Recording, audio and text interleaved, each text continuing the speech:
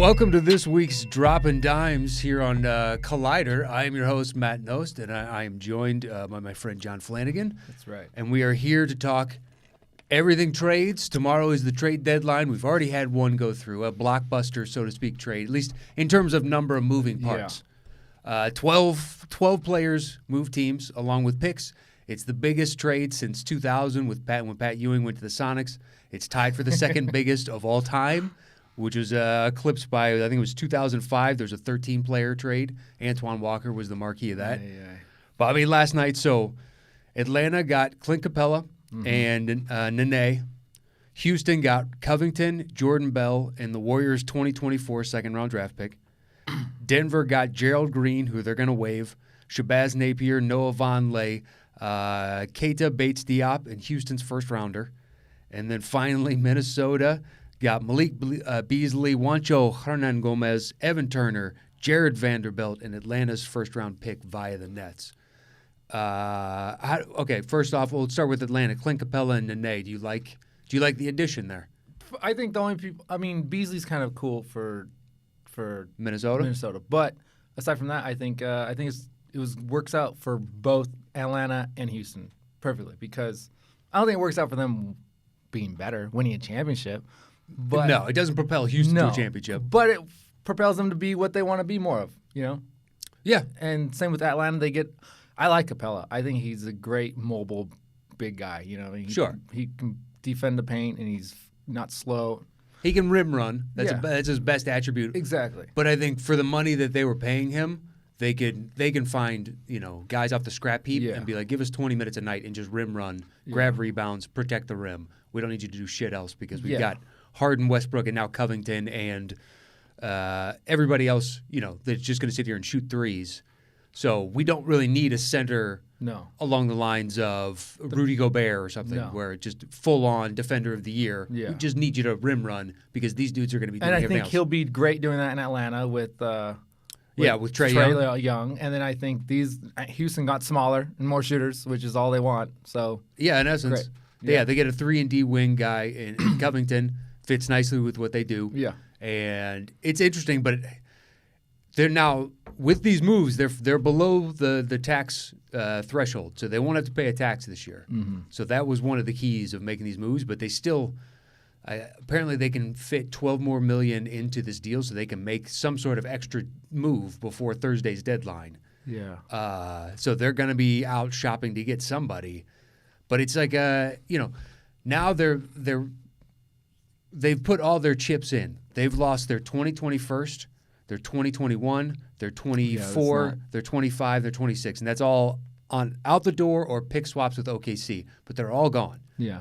So if this team doesn't win a championship, it's not going to either. It's not. And I feel bad saying this because I like the teams he puts together, but D'Antoni is never going to win a championship.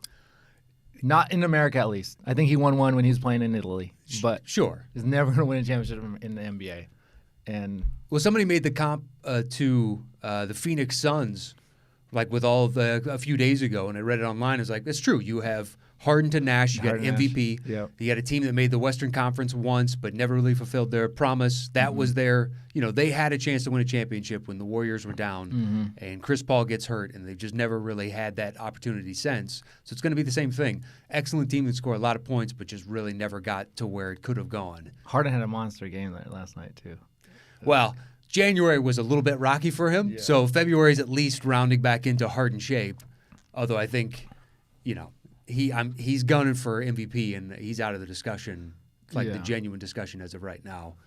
But, it's great for both teams. They got Atlanta's getting something that they can use and will be fine for them. They're not going to make any noise. Houston's getting something that they want. They're not going to make any noise. So it's like, okay.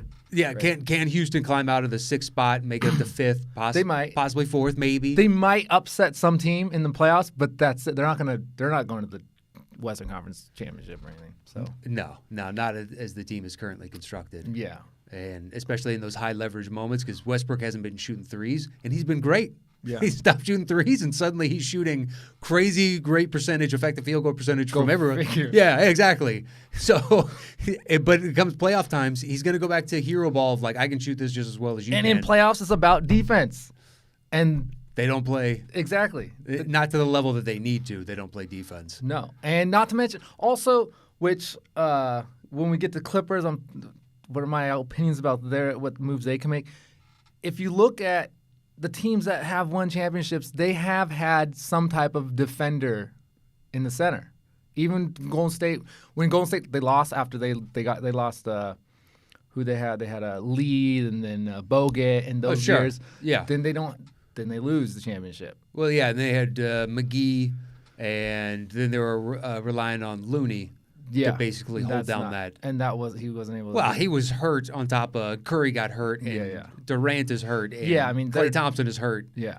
That team was. But still, you gotta have some type of defender, something to get rebounds.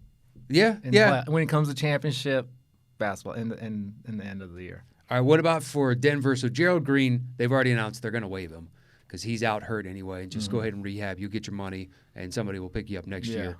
Shabazz Napier and Noah Vonleh. Diop, I'm not really concerned with, but it's a nice bench filler, and it also opens up by shipping out Hernan Gomez. It further cements more minutes for Michael Porter Jr., so it's kind of an addition by subtraction. It's nothing against those guys. It's just they had too many good pieces. There weren't enough minutes to go around, and with Porter flourishing, it's like this is interesting. This is really interesting, and you could still technically do something. If anybody wanted Millsap, you could probably flip him too. That's interesting. Yeah.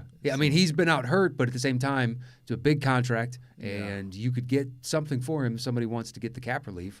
I believe I've got him in the notes down near the bottom, and I want to say, oh no, I don't.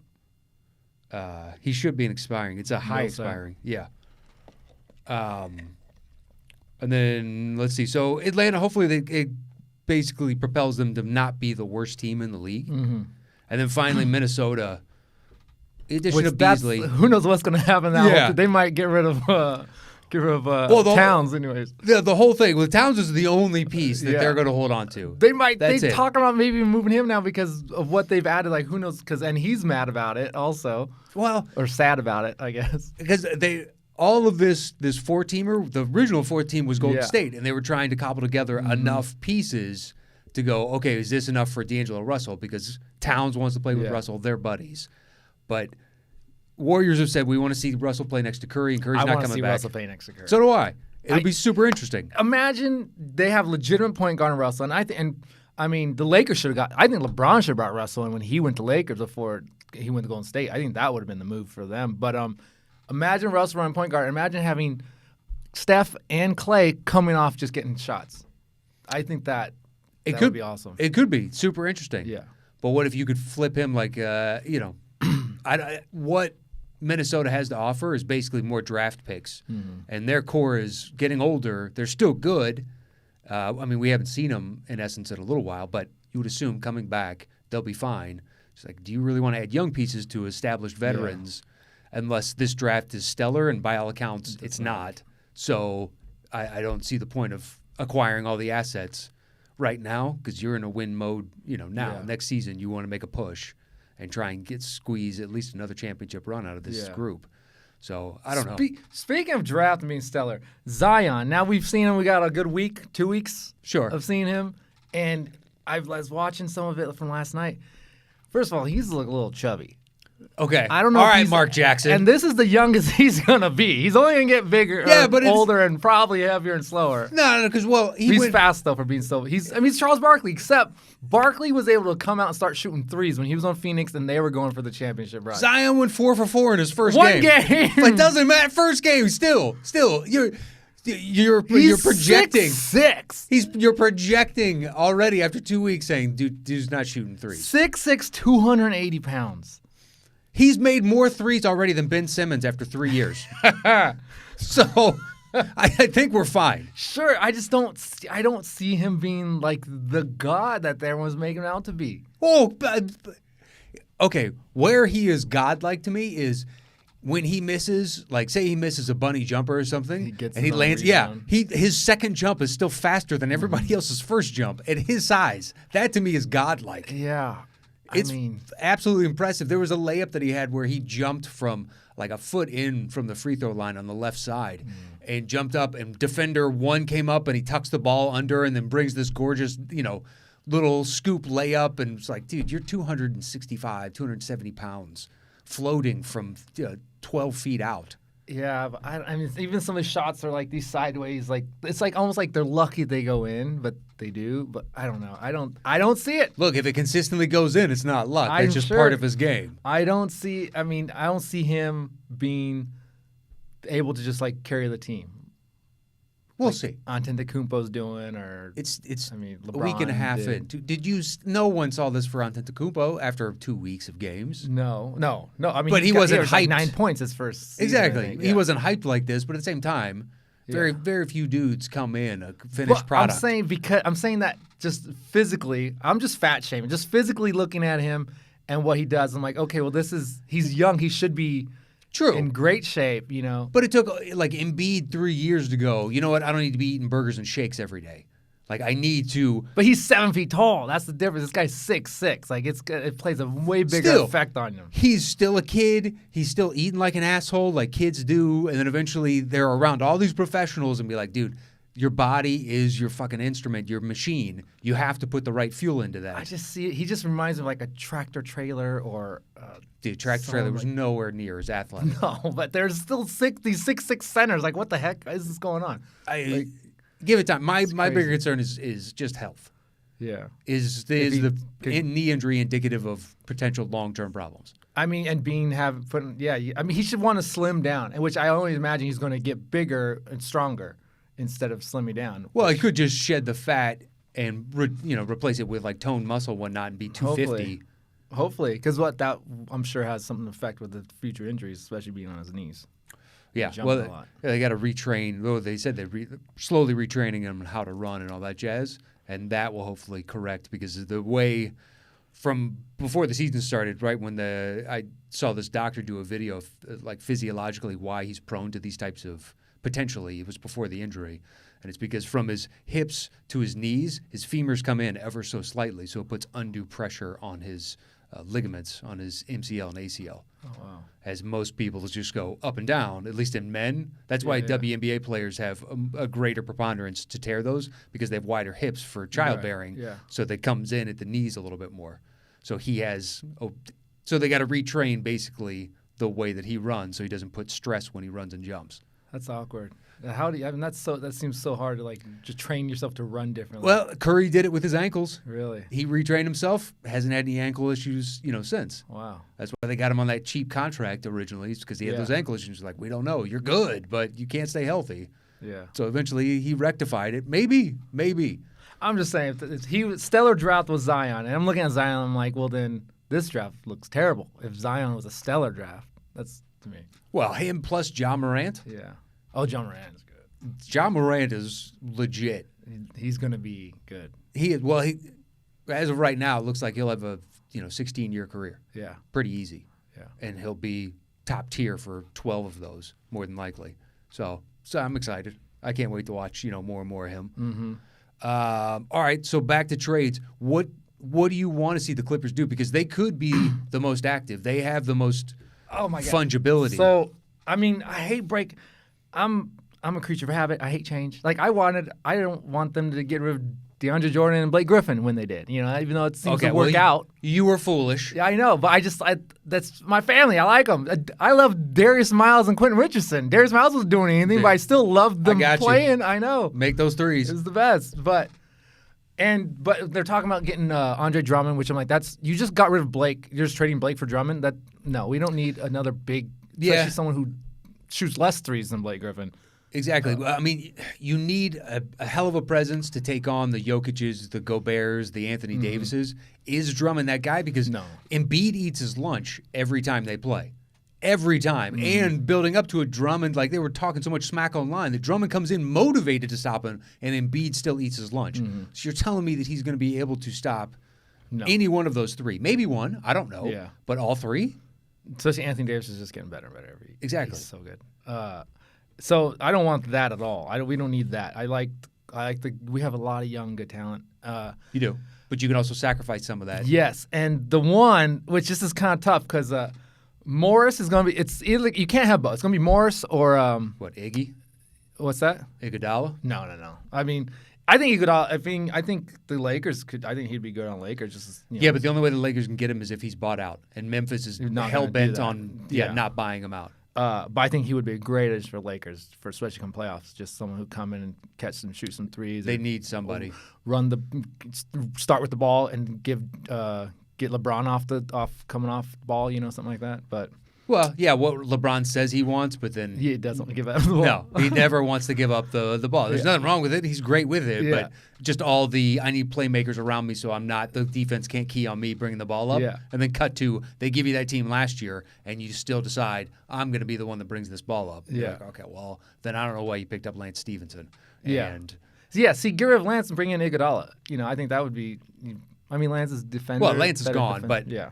Iggy, yeah, the only way they're getting. But Clippers can make a run. Marcus Morris. Marcus Morris, either Clippers or Lakers, whoever gets him, I think that will be an X factor. Can be, not will be, but can be an X factor. If you're talking about who's going to come out of the West in the playoffs, I think which one of those teams gets Morris is the next factor. So running through the trade machine, the one that makes the most sense just to match up salaries, Mo Harkless, Jerome Robinson, plus their 2020 first, more than likely to get Morris. Mm-hmm.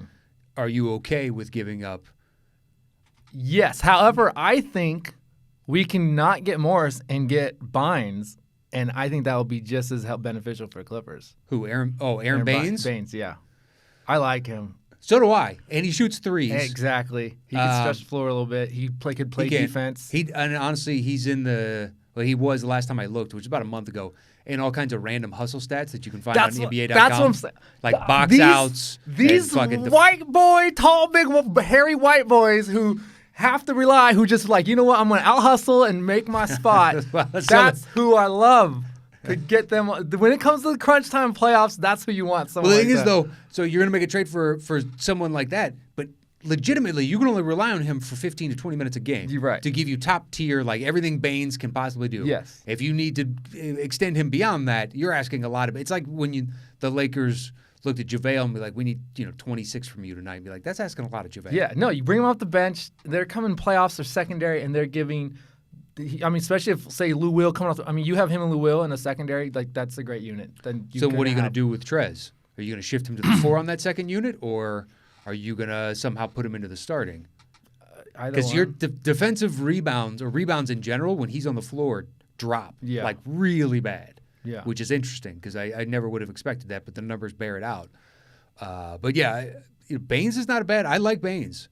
And Phoenix has been flirting with maybe they'll do something. Like Kevin Love, for some reason, has been rumored to go to Phoenix. I don't know why they would saddle themselves with an older Kevin guy. Love, LeBron should try to get Kevin Love too. But he can't. They don't have the assets to get him. They need. Everyone needs just someone who can catch and shoot a three, and especially the Lakers, since Kuzma's not really doing True. it. And if you slot Love in there, it's like, all right, well, defensively, we won't take that big a hit because it's playoff time. So that means AD and LeBron are going to be playing. Yeah, so you can still space the floor. And you got him and Danny Green and whatever else, but they don't have the assets to do it. And Cleveland is in this weird kind of area right now where they're viewing Love as still an excellent player. And most teams are saying, well, if you want us to take a 4-year, $100 million contract, you need to throw in pick sweeteners to make this happen. And Cleveland's like, no. You have to give us picks and players to get him. And so that's where it's at right now. You want 3-year contract tops for Kevin Love. Yeah, but it's this year plus 3 more. Yeah. And that's a lot of money. It's a lot of money for Kevin But Love. for this year, maybe if you just imagine if the Lakers are thinking we're going to win back-to-back championship. Kevin Love, this year you have Kevin Love and Danny Green on opposite corners of the three-point line, and LeBron bring the ball down. Yeah, they have nothing that Cleveland wants. Yeah. They have no picks. They have nada. Not even Kuzma? Kuzma plus what? You have to match Rondo? his salary, too. Yeah. That's the problem. So you're going to have to ship out a bunch of different parts just to match that salary. I don't think so. They need the buyout market to be kind of robust to pick up dudes. Yeah. That's the only way I think the Lakers make any addition. So you would take Baines over Morris? That would be your choice? I think if it's a smaller price, yeah. I think it would be a smaller price because Morris is more coveted. Plus the Clippers, kicked the tires on him in the offseason and wanted to sign him. Yeah. But more, so Morris is shooting 43%, I think, this season from threes. Okay. And I don't have what Bynes shoot, but I think Bynes like in the 30s even for a center. Like it's he'll high be 30s. Yeah, it'll be high 30s. It's like Yeah. him and Kaminsky. Between the two of them, they could do their rotational bigs before Ayton got back, and they were shooting a decent clip from three. I mean, and then they both Bynes getting 5 rebounds, so is Morris, but Morris playing way more minutes. To be honest. I mean, and plus, my only fear with Morris is, it reduces the fluidity of your offense because he likes to be a ball stopper, and then you have Paul George and you have Kawhi. Now, not to say that those two are, but they're also used to ISO. Yes, and that's also why these hairy, tall white guys you see. I mean, that they don't ask for much. They just go out there and don't cause any waves. Let's just hustle. And I love it. It's Chris Kaman. Come on. Chris Kaman. He was the man. The Neanderthal himself. That dude had a much longer career than I ever anticipated. Oh, are you kidding me? His first 2 season league were awesome. He's a good rookie. How many All-Stars did he make? I know he made at least one. I think he did one, and then but he killed in the rookie-sophomore game 2 years in a row. Yeah. Although there was a lot of controversy about who did and did not make the rookie-sophomore game this year. Really? Yeah, well, just all kinds of random dudes like Matisse Thybulle for Philly didn't make it, and he was asked about it, and he was like, I don't care, but at the same time, you could tell he cared. Yeah. And on a few different teams, their young guy didn't make it, and the vets were standing up for him, and be like, hey, guys, it's the rookie-sophomore game. No one cares. Yeah. Outside of the players themselves, maybe the franchise for some sort of public validation of we drafted a good guy, but nobody cares. Speaking of, did you talk about on the previous episode about the All-Star game this year? No. Is that final? What they decided about the game? Yeah, that's done. About the whatever the fourth quarter. The points. Yeah. Yeah, no, it's stupid. That is the dumbest thing I've ever. Okay, so I like for those listening that don't know. So what it is you play quarter one. Whoever wins, whichever side, they get $100,000 to their given charity. Quarter two, whoever wins, same thing, $100,000. If there's a tie in the second quarter, that rolls over into the third quarter, et cetera, et cetera, et cetera. And it gets to the fourth quarter, and it's whatever the highest score is plus 24 for Kobe Bryant. So whoever makes it to that first wins the extra, the leftover $200,000. So it's just first to 24 at that point. In essence. Yeah. And then you're playing for who wins the game. And Yeah. then the winner of the overall game gets a little bonus for their charity as well. That's just ridiculous. It's so stupid. Yeah. It's so dumb. If they did like the fourth quarter goes to Kobe's charity or foundation or something, sure. And the numbers for the two sides, love it. That's great. Number 2 for Gigi and 24 for Kobe. Yeah. Perfect. Yeah, exactly. But and then whoever makes it 24 gets it. Why are we convoluting this? This is going to be the most ridiculous All-Star So game stupid. ever. Which Michael Wilbon always says, which I think is great. You have international versus American players. Just have that. We're slowly getting to the point where that's a legit game. Yes, it's a very legit game, and I think that would be. And I think people would play hard just for pride, just because Americans aren't going to be like, oh, international players are better than us, and vice versa. And still, though, I think the Americans still have a disproportionate number of the talent to make this a reality. It's only 12 people, so yeah, but at the same time, like they're deeper. But for the top 12 people, I mean, it's pretty. You got Antetokounmpo, Ben Simmons. Okay, there's all kinds of people. Jokic, Pascal Siakam. Yeah. There's a lot more you don't realize. Bogdanovich didn't make the freaking All-Star team. Well, I mean, he would make the international team. But why are we doing that?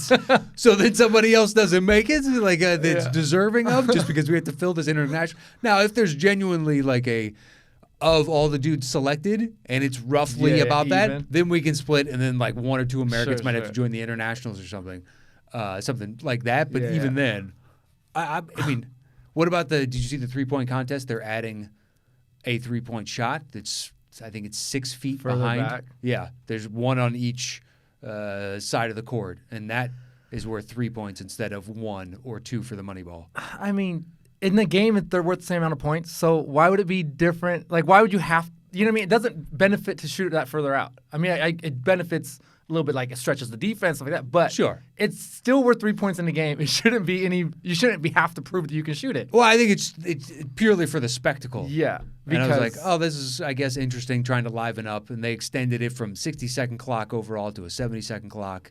And I don't know if you still get to choose where you want your money ball rack. Yeah. If they're going to do a full rack of money balls or they're going to split one on each. Like that's funny. If they've done it in the past where one rack is you can choose your money ball rack wherever you want to. And just boom, just light it up from that's your favorite spot. Speaking of that, do you think because 3-pointers are so important now and that's all everyone relies on, do you think like a Ray Allen or Reggie could just come in and be a spot-up shooter? I think Ray Allen still could. They wouldn't be able to match up on defense, but just to come in and get catch and shoot and hit some 3-pointers, nowadays. Yeah. I mean, if you're just subbing in, be like, hey, we need you the late game, whatnot, and potential sure. I mean, but at the same time, defense. Yeah. I think Ray Allen could probably still play. Reggie is too long in the tooth at this point. He can still shoot, but even the shooting, are you fast enough to get away from a defender? Yeah. Probably not. You know, these dudes, look at Zion. He's 265 pounds. It's lightning quick. Yeah. You know, it's a different game than when you played, Reg. I mean, but Steph, this is why I think Steph is going to – I mean, with the whole Kobe thing I was talking about, how he's, you know, where he ranks as far he's the best in this, which he is, but I think Steph is literally changing the game. Steph is underrated. He's still underrated, obviously. He's flat out changed the face of the league. It's unbelievable. Which Shaq, Wilt, like who else have done that? And Jordan, maybe Jordan, but Shaq, Wilt, Steph Curry. It's crazy. Where changed rules for them, changing the game, just unbelievable. Yeah. Well, Wilt, I mean, took advantage of. There was a tremendous lack of rules. Yeah. So it's like, if we're gonna have more dudes this big, this athletic, we need to extend the paint. We need to institute a 3-second rule. Goaltending is something we're gonna have to worry about, et cetera, et cetera, et cetera. Doesn't take away from his greatness. I mean, he's just exploiting the rules at the time. And then Shaq, same thing. They changed rules about that, and then for him, and they had to reinforce the backboards, and he changed a lot of, you know, the league itself. And Steph now. I mean, he's changed the way that people view what is the best shot on the court, and no longer is it, you know, everything needs to be a layup and dunk or inside the 3-point line. It's, well, three's worth more than two, and when you got a dude that can shoot 42 to 44% over the course of a season, he needs to shoot as many threes as he can get his hands on. Yeah. I mean, imagine Curry with Harden's workload. Would, even if that efficiency dipped a little bit, because he's much more efficient overall than Harden, but Harden is asked to do a tremendous amount more. But if Curry, that's what I was hoping for this year. All right, Clay is out, no Durant. He's going to be able to shoot. He was going to have an MVP season. Well, exactly. This could be the last one. I want to see what he looks like with Harden's usage rate, because that's what he's going to get this year. And is it really a matter of he is that much more efficient, or the burden of having to carry the offense that much? You end up like a Harden where you're still, you know, top tier excellent, but your efficiency numbers take a hit because you just asked to do so much. Yeah. Sucks that we're not going to get to see it. But at the same time, you know, hopefully next year they make a run and it's interesting again, and who knows? I haven't watched one Golden State game this year. I've watched a couple when they've had certain matchups that I want to see, but they're rolling out G League team. Yeah. And now they got rid of, you know, Willie Cauley-Stein. It's even more names where he's just like, Pascal, sure. All right, so of the names out there left, we got Iguodala, we got Kevin Love. I would take Iguodala too, but once again, if you could just sign him, that'd be. But I don't know about trading players for it. Maybe a draft pick. I don't know, but for this, because it'd be specifically for this year's run. It would be. But I mean, like Mo Harkless isn't expiring, and you're not going to re-sign him. You're just not. Yeah. So might as well flip him for something. It's not like on the other side of that is OKC, and Gallinari's an expiring, and they were kind of shopping Steven Adams and all that jazz. Everyone's on the market for them, I think. Oh yeah. But at the same time, they have so many picks over the next 5 years. They can't even roster all these picks. Even if they drafted all of them, they're going to have to find somewhere to put them. I think Steven, I used to love Steven Adams, but I think he's getting a little old and slow. He's only 27, 28. He has a lot of mileage on him, though. He's played a lot of games. Yeah. He's played a lot of games. But I don't see why they make a move at this point, because you don't need more draft assets.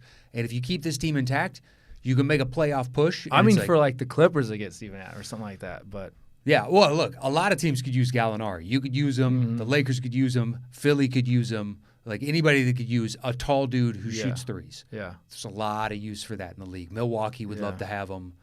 His defense is a little, but still shoots a decent enough percentage from three. But I just don't know if OKC makes that move. New York has said everybody but R.J. Hunter and Mitchell are not R.J. Hunter, R.J. Barrett are open for grabs. So you got Morris now. And you've got Julius Randle and Taj Gibson and Ntilikina and Kevin Knox, if anybody wants to give him a second rounder for Kevin Knox. Everybody on that team is available by and large. What about Bogdanovich? It's just that we can't afford him. Is that the problem? No, I think you could. Sure. But we just have to give up way too much. I don't know. Like right now, the only team flirting with him is the Lakers. And the fact of the matter is, if the Lakers got him, that'd be well, insane. be for Kuzma, but they'd have to throw in something else to match his contract. Not a whole lot. Do it. But a little bit. So would I. But if I'm Sacto, do I make that? The dumb thing is they re-signed Barnes for too much money for too long, which hamstrings their cap when they should have been holding on to it to re-sign Bogdanovich.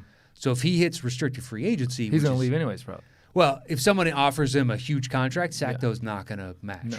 So he's gone more than likely. Yeah. Because somebody's going to offer him a decent contract. He's shooting 43% three-pointers. He's good. Yeah. He's really good. And if the Lakers are like I'm loving watching the Lakers right now. And I'm not even a Laker fan, but LeBron and AD is awesome. It's flat out. It's amazing. And if you got Bogdanovich, this 6'9" three-point shooter, shoots. And has oh my god, literally no qualm about pulling the trigger. Yeah, it's amazing to watch. Sometimes you're just like, dude, you're 5 feet back, heavily guard, boom, that went in. Good for you. Like just the confidence alone. Forget it. Yeah. So it'd be a hell of a pickup. It'd be insane. It would. That's it. They'd back-to-back championships. It makes them now. That makes that Western Conference Final the projection everybody has of you and the Lakers just even that much better. Lakers now have from Vegas. They're predicted to win. Like they are the.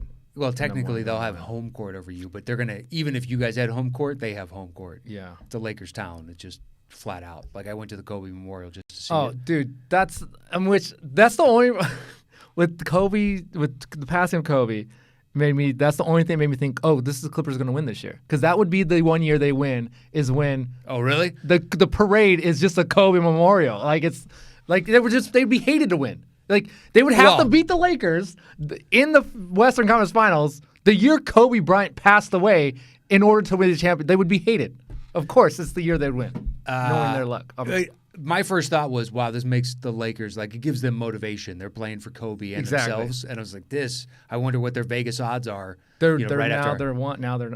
They're on the top now. Well, because public money, more than likely swayed that line. Yeah, balance it out. Yeah, but that's what I mean. They're good. Clippers are already not liked in LA. If they're not disliked. No, but if they beat the Lakers after Kobe passed away, especially the Lakers gonna be. I mean, come on, how emotional they're going to be about it. And then no one's going to be celebrating the Clippers. They're going to be like, annoyed that they won. Like, why can't you guys just get out of here and let the Lakers? Well, I think it depends. You know what I mean? If it goes like 7 games and there were a couple games in there where it's a bunch of bullshit calls and Lakers fans feel like they were robbed, yeah, flat out. But if the Clippers, just beat them, then they're going to shut their mouths because they got beat. No, they won't. Well, they won't, piss on your parade, so to speak. Yeah. But yeah, it's a Lakers town, flat out. My favorite is listening to talk radio, and every once again, like Laker fan will call in and just have the most absurd trade and whatnot. And you're like, dude. This is why I don't like Laker fans, all right? My own friends who I've known for 20 years. Because my friend Edgar, when the year Smush Parker had like a month of good run, he said something about Smush Parker's going to be All-Star. Oh, he's going to be All-Star. It's like, no, he's still Smush Parker. Well, those are Laker fans. Caruso got a ridiculous number of votes. Yeah, because he plays for the Lakers for the All-Star game. So there is an undue media attention to the Lakers in general from the NBA, world. Yeah. So they do have an inordinate amount of, hype. I had a joke about it was basically about Laker fans, but now I'm like, I can't really do it. It's basically the joke is about how I understand why we have religious wars because, me and my friends, we argue about argue about basketball, like who the best players, like Kobe, LeBron, or Jordan, whatever. And there's always some old guys saying, "Oh, Bill Russell," Sure. And that's the same thing with these countries, these people that fight, killing the name of. They're like, they all believe in God. They just don't agree who the best prophet is. It's like, and then the joke goes on to be like, Jordan's Jesus because they both have their own logo, that or that. And then Kobe's Muhammad because he has the biggest fan base, and 1% of them are dicks. Okay. And now I can't do that joke anymore. Anyways. But the 1% is going to jihad after the championship and riot, Well, I think that would be right. Toronto is one of the few exceptions, but most numerous cities. Yeah. Especially here stateside. So especially each corner of the country. Or anybody that hasn't Boston, had one in forever. New York, L.A. Yeah. Yeah. You could easily see it pop off in a number of cities. Southern cities. Yeah. Without a doubt. Do you guys have any interest in Tristan Thompson? Because right now the team's floated. No. Who's he think he is? Toronto. 19 mil? Is that what he's Toronto getting? Clippers and Dallas, 18. 18 million for 1 year? Was he think he's dating a Kardashian? It's expiring. It's expiring. So you'd get to next year have no, Yeah, but I mean, debt. If you did the same thing from earlier, like Mo Harkless, Jerome Robinson, and your first rounder to get a center. It reminds me of, remember when we were in the playoffs and I thought we were going to do good, and then is when Doc came in and he brought Big Baby Davis with him. Sure.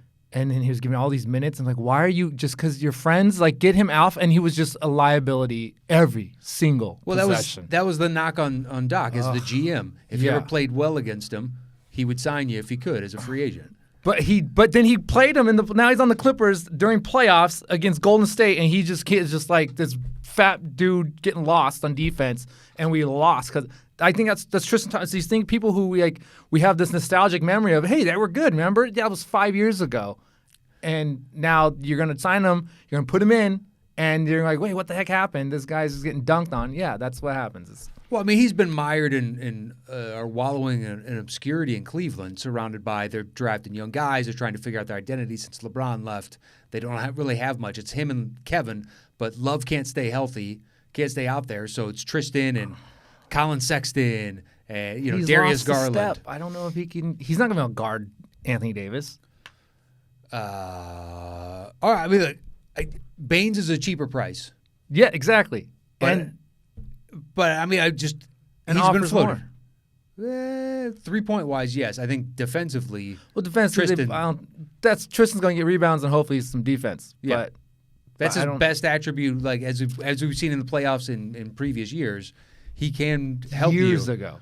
Yeah. 3 years ago, 4 years ago. Yeah. But it's not like he's so old now that he couldn't. No, but I mean, you're going to be playing him 20, 25 minutes. Okay, you have no interest. No, especially not for 19 million or 18 million. Yeah, I mean, we don't need to get. We're not worried about salary cap. If it was like, hey, we need to trade, get this $20 million contract off our things, take this 18, then drop it next year. Great, and we can sign 2 people. Great, but we're not going to do that. So that's the point. I think Bynes. I think he really. Well, first time it's Baines. Baines. You got if you're going to be rooting for the guy. Yes. Let's get this shit right. I think was it Amanda Bynes? Bynes, yeah. That's why, there you go. Amanda Bynes. All right. Well, I mean, look, the other names floated for him are Toronto and Dallas. And with Powell going down for Dallas, like trying to fill the void, they traded for Willie Cauley-Stein from Golden State. I don't know if I would sacrifice too much because can you really compete with Clippers and Lakers this season? So why reduce your flexibility for next year and the year after with this young core that you have? Don't do the mistake that New Orleans did with Anthony Davis and Cleveland did with LeBron the first time around of mortgaging all your future to try and win right now, which is like, why don't you build towards it? This guy is in the MVP discussion right now. Give him another year of maturity and playing with Porzingis and figuring out what you can fill around him as opposed to just expending all your assets to get. Yeah, no, you got plenty of time in Dallas. Yeah, you do. And is there any big free agencies coming up next year? This year's, no. The year after, yeah. Like Giannis is headlining that one. So 2021. Yeah. Summer. The summer of 21 is going to be the next one. Everybody's hoarding that's supposed to be the best draft compared to this year's, and that free agency class dwarfs this one. So everybody's saving their assets as best they can unless they think they're going to be out of that 21 kind of running. Yeah. But the Knicks are setting themselves up. Toronto is setting themselves up. Well, Knicks have no choice. Miami. They screwed themselves 2 years ago. But they're still trying to go. Giannis, New York. Miami is setting up for Giannis. They're going to Golden screw State. themselves again. They're going to. Yes, they are. All their eggs in a basket, and they're going to go, hold on, Jimmy Dolan still own this? Nah, I'm good. Oh, my God. Although they, fired Steve Mills. And they're offering a trade for the GM of Toronto. Look, Masai built He's the awesome. championship. He is. And he has the tap market in Africa. He does, and he's got a relationship with Giannis. Yeah. They seem to be friends. Like, it's interesting. Yeah. But, I think it comes down to how well the Bucks do in the playoffs this year. I don't think he should do it. Who? Masai? Yeah. I wouldn't go to the Knicks unless they just came in and said, you have full control. Here's a long contract. We will never full of money. Exactly. Yeah. But you have full autonomy. We won't mess with you. You've got like 5-6 years to figure this out before we start kicking the tires on how your job performance overall. But there's no way they're gonna. I mean that. Unfortunately, Jimmy Dolan. It's so weird because they would be the worst. I mean, Clippers are the worst franchise in sports history. But if it wasn't for the Knicks being in New York City, they can arguably become like. We'd fall back. We would be ignored being the worst. But it's just that they're in New York City, so it's still such a like. It's got to draw. Exactly. Yeah, and it's the Garden, and it's all the mystique and everything built into it. I love the. Do you see the clip of the chant to "Sell the Team" broke out when he was there? The whole the whole crowd, and from his area, he saw one kid doing it, so he had the kid thrown out. Oh my God! And there's like 5,000 people, 7,000 people all chanting "Sell the Team." That's the report I read. I don't know. I haven't seen video of it. They should boycott. I mean, I wish people would unite sometimes for other reasons than like death, for example. But like they should the whole if everyone just didn't go to the next game because of that. Like, oh my God. Everybody's in They agreement. shouldn't. They should not have sucks. gone to the game. He kicked out a kid for saying "Sell the Team." What I read, it was like some 13-year-old kid or something. That's so messed up. But he had been a rich kid sitting where Dolan's sitting, probably. Yeah, that he's close enough to see him. Yeah. But everybody's chanting "Sell the Team." It's this kid, just the ringleader of all this. Just ridiculous. That's so messed up. So the Tristan Thompson, I'm sure somebody might make a run at him, especially with the expiring aspect of it. We could take a chance and then, maybe help with tax relief at the end of the season. Yeah, I think whoever needs to get rid of money, that's who they should take, Tristan Thompson. Not for a playoff run or anything. Well, he wants to get traded now. That way, whatever team he goes to has his bird rights, and then he could sign a more lucrative contract, as if he's going to get a massive, like a max 4-year. But I don't see anybody touching a max 4-year on him. Yeah. I don't know. It's crazy. I guess you get a little delusional when Rich Paul got you your last ridiculous contract, so you think you could do it again. But I don't know about that. Maybe Dallas should take him just because they can use the money when they relieve him. And, here's someone who just kind of help out this year. Like, they're not, like you said, they're not trying to necessarily win the championship this year. So maybe just see what happens. To get to that $18 million, though, you got to, I don't know who you sacrifice because it's kind of difficult. The guys that match up on the numbers are actually putting in good dividends for you. Yeah. Or giving you, returning good dividends. Yeah. So it'd have to be some sort of scrap heap of parts plus draft picks. Yeah. Do you really want to do that? Draft picks. Yeah. To get him on a 1-year rental? Yeah. It doesn't make you a championship contender. So, I don't know. What about San Antonio? San Antonio loves dumb big guys. Well, they're trying to get rid of assets. They're going to hold on to Aldridge and DeRozan. I mean, Aldridge sometimes will put up these monster numbers, but then it's like he's just such an old era. That's gone. A bygone era. Since December, he's been slowly shooting threes and hitting them at a decent clip. So when he does it, because DeRozan still not going to shoot a three. He's just not going to touch a three. Yeah. But if you can get him doing it and then Murray has been shooting threes better since Aldridge started shooting, Murray's percentage has gone up. Almost like he gained confidence as well. So they've been doing better on that front, and they're willing to shop Rudy Gay for sure. If anybody wants Rudy Gay, 10 points a night, solid production. I think somebody might, depending on what they can get in return for him or what they're asking for him, rather. I think he's smart. I think he could help out in the locker room. Exactly. Practice, especially if you have a young core. Cagey veteran that can help stabilize, a younger core, sure. Yeah. Depending on what they got to give up, but Rudy Gay for sure is out there. And then I think they're doing Oh, yeah. Marco Bellinelli, if anybody wants a three-point shooter that can't play defense, and Damari Carroll. What about Derrick Rose? He's an on-ball guard, unfortunately. Philly makes the most sense to me. Yes. They need another ball handler, and they need somebody else that can shoot. They need a playmaker of some kind. And I love that they were in the hunt to get back Covington. He shipped him out. And then it was like 3 weeks ago, Elton Brand said, we need to pick up a playmaker at the trade deadline. And she's like, well, really? Because you let one leave to go to Miami and instead signed Tobias Harris to the long term. Now, there was friction with Butler and I guess Brett Brown and Simmons. Yeah. I don't know. I can see why maybe you let that playmaker go, but and he had a revenge game Monday, was it? Yeah. Did you see that so since Butler hurt his hand last year, his 3-point percentage just dropped off. Yeah. So Ben Simmons was guarding him, and he held back. He did what teams do to Ben Simmons, be like, I'm going to 4 feet behind you. Go ahead and sit at the line. And Butler dribbled a couple times, just stared at him, and shot a wide open three. He was on that right side, left side of the wing. Made it just flat out, but you're getting, it was interesting to see Ben Simmons do to Butler what other teams do to Ben Simmons. Yeah. But Butler, I'm sure, has an axe to grind with a lot of teams. Yeah, but I mean, Derrick Rose, it's so crazy how he's like he shows flashes of like, oh, that's that Derrick Rose that we knew. Former MVP. Yeah. I hope he does. Look, I would love to see him on Philly and they make a push. That'd be great. That would be great. I don't know because Simmons and Embiid it's just a weird oil and vinegar mix, But I mean, oil and water. Yeah, oil and vinegar is good. It's good. Yeah, it's a nice mix. It makes a vinaigrette. We all enjoy it on salads. But if Derrick Rose I wonder if he's going to go. I don't think he's going to be the glue to put them together. I think he might go one way or another, and then that's it. And I'll push out the opposite. Oh, you think so? Yeah, I don't know. Which I think would be.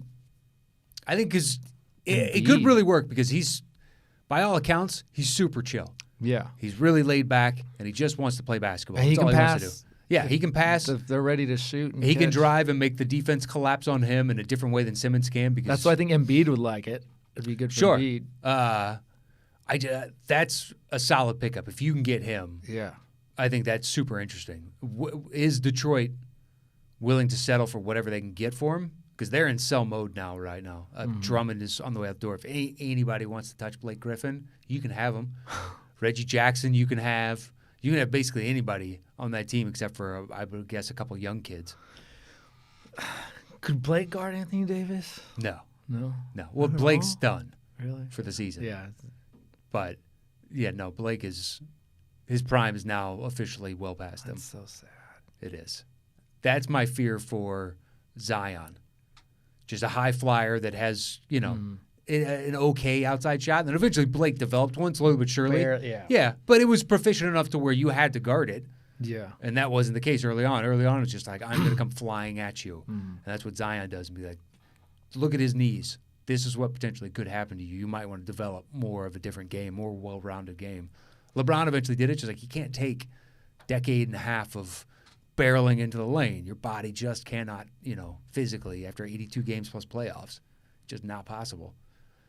But so anybody wants Blake, anybody wants any of those pieces, they're gettable just depending on whatever the price is. But Blake you could get probably for a pittance, if you're willing to take that contract and those shaky knees. But nobody's going to touch him this year because he can't help you now. Maybe in the offseason, but I don't know why anybody would. He doesn't have anything? Not at his contract. Yeah. It's just way too high. Yeah, he had a max deal. Yeah, and Drummond is Drummond's too. He's making a lot of money, and the thing is, his player option is obscene for next year. But all accounts are he's going to decline it because he wants a 4-year max on top of that. And so, what team wants to take on it's $26 million? Or something? Anyone who wants a max contract, especially if you're 6'10" or taller, you better be shooting threes a little bit. Which Drummond does not. Not at all. Yeah. I think he made 1 3 this year so far. Yeah, he once he developed, he actually improved his free throws to where he wasn't a liability anymore. It's like, oh, good for you, man. That is awesome. So you're thinking, okay, you develop that. Now in the next offseason, you're going to work on corner threes. Yeah. And just shoot corner threes all day long and whatnot. And now, boom, you're adding another aspect. And that really Or the top of the key, just pick and roll, and you can shoot it now. You know? Yeah, anything. But, that's basically a rim-running center making premium money. Yeah. And he's not even fastest. Like, there's a lot more agile centers. And he's not a defensive stopper. I mean, teams could use him, but his price is really high. Yeah, and that's kind of like how I feel about Julius Randle, too. It's like this guy is 6'8", doesn't shoot good three-pointers. No. He's not big enough to be he's not small enough to be fast. He's not athletic enough to overcome his size deficiency. Yeah. And I know. As a Bulls fan, trust me, I watched him. I'm not Julius Randle was a Laker. I was thinking of Porter, who they also have. But, yeah, Randle's like a weird – he shows flashes every once and again where it's like, yeah, this dude could be a solid starter for a long, long time. Yeah. And then he'll disappear for a little while. And it's just Morris is the alpha on that team, even though it's R.J. Barrett's team. But, yeah, you can have Julius Randle. What do you want for him? I would take Taj if I was a playoff team. I think Taj will give you solid minutes. He knows exactly what he does, and you want to play 6 to 10 minutes and just go in there and scrap away a couple rebounds, put some nice putbacks in, whatever else, maybe a steal, maybe a block, and then sit him on the bench. Boom, he'll give you that every night, and you can get him for cheap more than likely. What about Drew Holiday? New Orleans is still flirting with. So J.J. Redick is officially off the table. Anybody younger is off the table. Drew is still maybe. We don't know. Maybe, depending on. I mean, he can be an instant offense guy, like in the second string, but there's just so many people who do that. Drew Holiday? Yeah, he'd be a starter on whatever team. He could be, but he doesn't seem. He's not. There's nothing special. Like there's a lot of Drew Holiday. You know what I mean? He does a lot of what a lot of people do, which is okay. Just some points. He'll break out for a 20-point game. Yeah, but he's gonna average 13 probably. But like if you put him on, I like him on Philly. I like him on Milwaukee. Philly, any good guard is going to be good for Philly. Exactly. Yeah. Milwaukee, he would make them super interesting, although I don't think they have anything New Orleans wants. Yeah. In return. Now that Denver's already made this move, I don't know, unless you package in like Gary Harris and something else. But why does New Orleans do that exactly? Like there are some teams out there that they could still use Drew Holiday. I think the biggest fish here to catch would be Russell from D'Angelo Russell from Golden State. If anyone, but like you said, Golden State's probably not going to move him. Doesn't seem like he's just as valuable in the offseason this year as he is the trade deadline right now. Yeah, that would be huge for any team. I think so. Certain teams. I think Kevin Love could be really helpful for this postseason if someone got him. See, I think Holiday would have more of an impact to me than Kevin Love. Really? Just because Kevin Love could be injured tomorrow. And Holiday has a history of it, but he's been healthy now for 2.5 seasons where it's like, okay, maybe that's behind him. Yeah. And Kevin's is actually just starting. I had you Holiday on my fantasy team last year? I don't know. I think it was last. And it was like, he just never stood out. Like, he was never like he never got me like, it wasn't like, oh, I won because of Drew Holiday. He was just kind of like a player. Just a player. Well, but it's solid. You know exactly what you're going to get. Yeah. And that kind of average is tough to do in and of itself. Yeah. I mean, very few guys in the league consistently will give you the type of production that he can give you night in, night out that's so consistent that you know what you're going to get. Yeah. Plus, defensively, he's legit. And you put him on like a Philly who's already a good defensive team. So you have his, spark of offense. Plus, boom, we got another dude that can shut down people. Wow, okay. Boston may or may not make a move in all this. They need to shore up their center, but I wouldn't sacrifice any real piece because Marcus Smart was being dangled out there. But to me, he's the kind of identity of your team. You trade him, it changes the complexion of who I view you as. So I would hold on to him because he's a bulldog, and everybody seems to love him. Yeah. So, and their center by committee isn't the worst thing ever. Yeah. I mean, Embiid will more than likely eat him alive in the playoffs, but that's fine. Tobias Harris, Ben Simmons, you guys now need to do something else. Yeah. So I don't know. I wouldn't sacrifice too much if I was Boston, but they could be a player because they've got assets for days. I just don't know specifically who they want to go out there and get. Because if I'm them, Tristan Thompson isn't what you need. Andre Drummond isn't what you need. They had Baines before, so it's not like they want to pick up Baines because then they're just adding to their center by committee. Yeah. Same with Bogdanovich. He's not big enough. But yeah, he's not big enough. Steven Adams. Steven Adams could be interesting on that team. I mean, I like him better as a fit than Thompson and Drummond personally. Yeah. Drummond's probably my least favorite. But fit just of those personality-wise, Steven Adams yeah, could he fit on that fits. team. He Like fits that, what they do. Yeah. That would be really fun. I don't know what other centers are out there, but I think that's the only real position they need to be concerned with because they're set. If everything they're else. healthy, they have. Exactly. Between Tatum, Brown, Kemba, and Hayward rounding right back into shape, plus Smart. It's like, okay, we're set at the 1, 2, 3, 4. Man, I know it's freaking injuries because the year was it 2 years ago when Cleveland won it. That year was Tatum's rookie year when it was Boston in the Eastern Conference Finals. Yeah, they were 2 minutes away from making the finals. I was about to become a new Boston fan. This is my new team. Like, it was going to be my new team, and then injuries happened. Like, wait, what happened to that team I watched last season? And it just wasn't there anymore. But man, well, it's because awesome. Kyrie came in and changed. I know. The dynamic of who they were. And now that he's gone, it's just like, boy, Tatum and Brown are flourishing. God, Tatum is so awesome. Brown has been so good, too. Like, up until a week and a half before the actual final votes were done for the All-Star, I would have given it to Brown. Like, to me, they were neck and neck. Wow. Just, you look at both their numbers, and it's like, it's a pick 'em. Tatum's ceiling is still a little bit higher to me. Yeah. He could be a perennial All-Star. But it's like, wow, what a great embarrassment of riches. You got those two. You got Kemba under a good contract. And Hayward, yeah, who's got a player option, I think, next year. And we'll see what he does. But so long as these injuries, like that broken hand one was fluky. Yeah. He just ran into LaMarcus Aldridge and suddenly broke his left hand. Yeah. That's weird. Like, it's not like it's a Zion where physiologically you have a deficit. Yeah. Just like it happens type of thing. Yeah. And the broken leg was just brutal.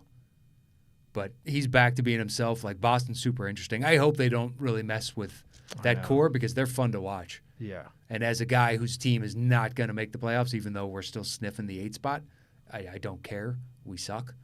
What about Rudy Gay going to Philadelphia?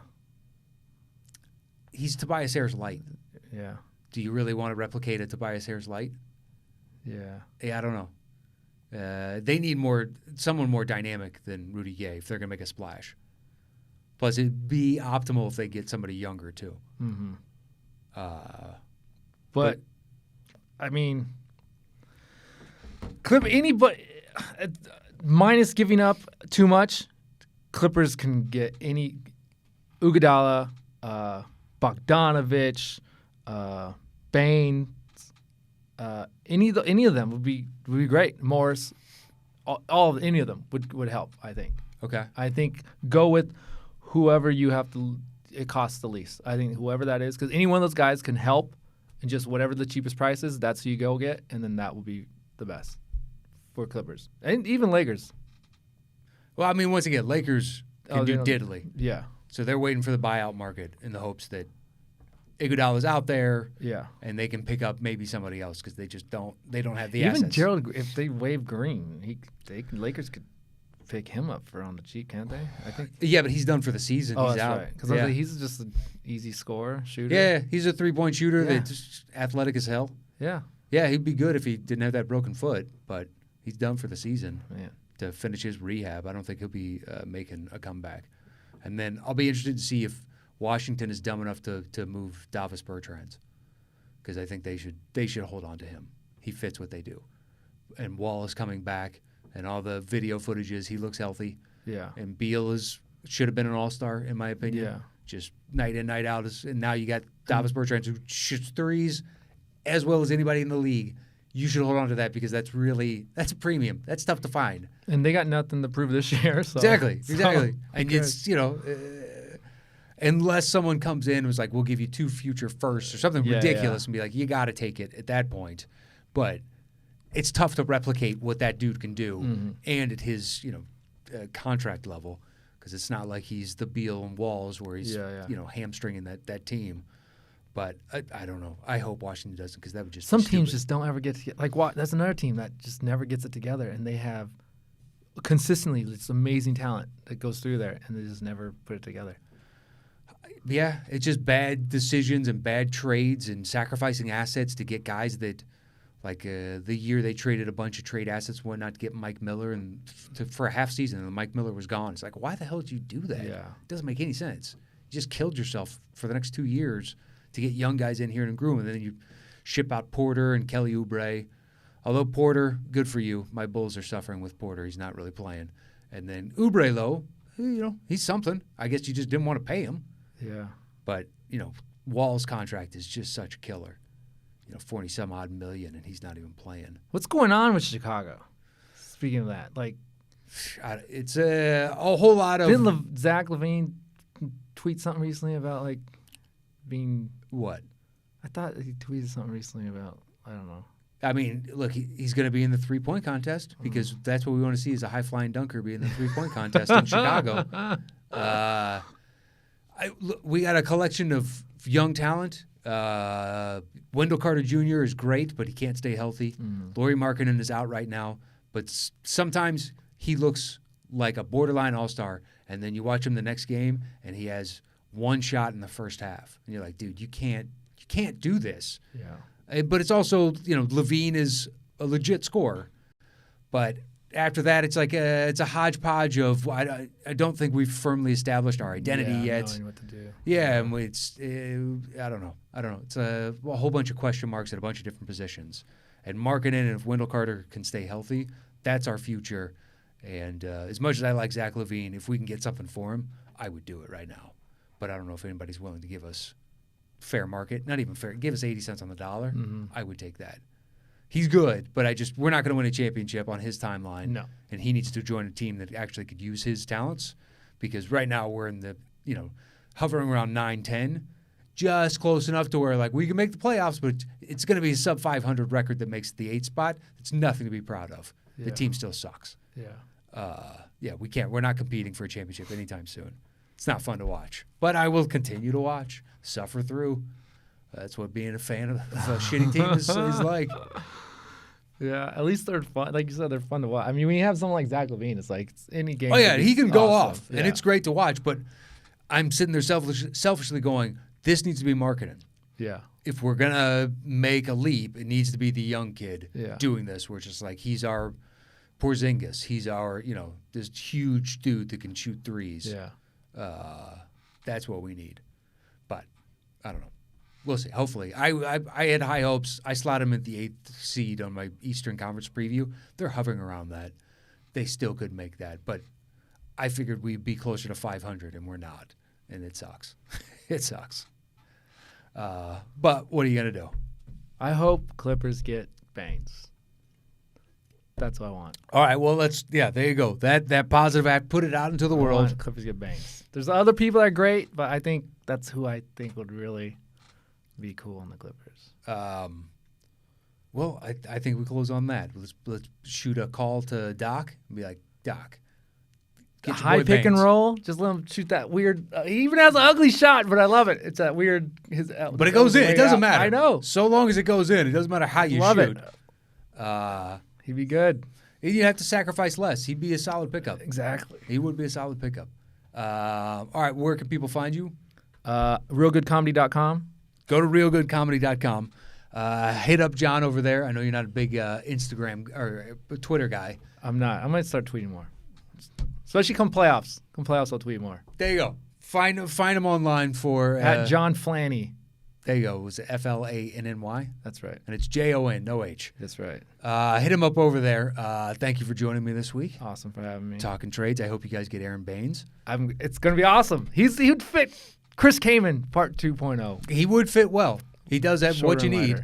Extend the floor. It's another three-point shooter and a guy that does all the little hustle stats. Big red beard. Yeah, he would fit in well with what you guys do. I hope you get him. Yeah, it'd be good. It would be a solid pickup. Lakers get Morris, and then we go at it. They'll never get Morris. I love that you're trying to help the Lakers, and they don't have anything to go get anyone. It's still going to be awesome. Lakers, Clippers, Western Conference Finals. Are you kidding me? Well, yeah. Can you guys stop LeBron and AD for 4 games? We did it for 3 games so far this season. Yeah, but the playoffs are completely different, and especially Western Conference Finals, and the fact that LeBron has been to numerous conference Especially finals. the Clippers, where they numerously just like to shit the Well, bed. you got Kawhi, Yeah. 2-time MVP, Still Finals the MVP. Clippers. It's still the Clippers. You have that. If you didn't have Kawhi, and it's Paul George and another All-Star, Yeah. and this collection of talent, be like, it's Lakers all day for me. But the fact that you got Kawhi, yeah, okay. I will go to the party or to the parade. Depending on what it's like, I would go see the parade. I've never seen an NBA championship parade. I've never have either. Never cared to go, but No. But I don't live so far, so where I could drive in close enough and just walk the last quarter mile or whatever it is, just to get close enough. I take the train. All right, well, that is it this week for Dropping Dimes. You can follow me anywhere at Matt Knows. Make sure to subscribe to the feed of your choice. Thank you so much for listening this week. I will see you guys next week with a new guest. Enjoy that trade deadline tomorrow. I think it's 3 p.m. Eastern, so a lot of action could have happened while we're on here, but I did check Twitter. I saw nothing so far, but it should heat up over the next 24 hours, and we will see where everybody ends up. That is it this week. Thank you so much for listening. Adios.